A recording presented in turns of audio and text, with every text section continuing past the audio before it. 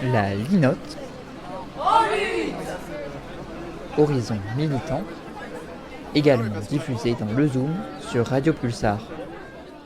Donc le programme c'était trouver des poubelles, trouver des cajots, trouver de quoi attacher les poubelles pour bloquer et de quoi trouver des cartons pour montrer nos revendications parce qu'on ne fait pas que bloquer, on est aussi là parce qu'on a des codes à défendre. Blocage, manifestation, le mois de février s'est ouvert sur une actualité militante chargée. Retour sur les mobilisations du jeudi 1er février 2024. On est venu ce matin vers 6h30, 6h40 pour bloquer la fac de Sacha dans le centre de Poitiers. Un blocage réussi puisque les cours n'ont pas eu lieu, empêchés par de nombreux étudiants et étudiantes aux multiples revendications. La mobilisation majeure, c'est l'antifascisme.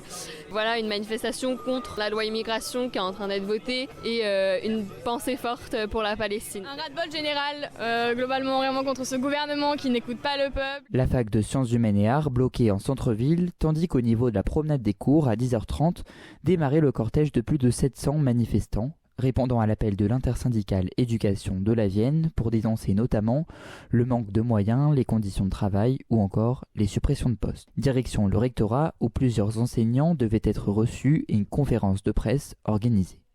Louise Fromard, co-secrétaire du syndicat FSU-SNASUB, nous explique les raisons de cette mobilisation. Ils sont surchargés de travail. Imaginez-vous qu'il y a des gens qui travaillent chez eux le week-end ou qui se réveillent la nuit et qui se remettent au travail parce qu'ils ont l'angoisse, parce qu'ils n'arrivent pas à fournir.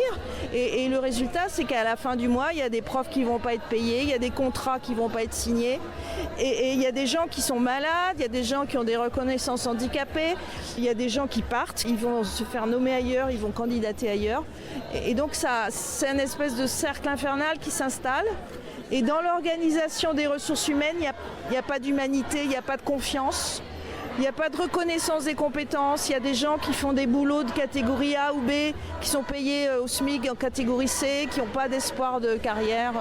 Si une très large majorité d'enseignants et professionnels de l'éducation étaient présents sur place, les jeunes militants de la CGT-CELA, syndicat étudiants, lycéens et apprentis, étaient venus également en soutien au monde enseignant. Quelques-uns des lycéens manifestants nous expliquent les raisons de leur présence sur place.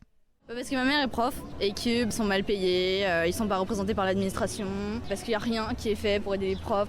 Je trouve que c'est important qu'on manifeste et qu'on montre notre mécontentement par rapport aux mesures qui sont prises par le gouvernement au niveau de l'éducation nationale, parce qu'il y a des choix budgétaires qui ont été pris qui ne sont pas forcément les plus judicieux pour un épanouissement de la jeunesse dans l'éducation.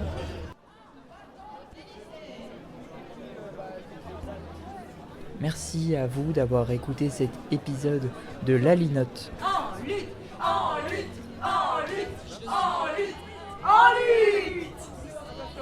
Retrouvez cet épisode et tous les autres sur vos applis de podcast, YouTube et SoundCloud ou sur linoteradio.fr. À très vite.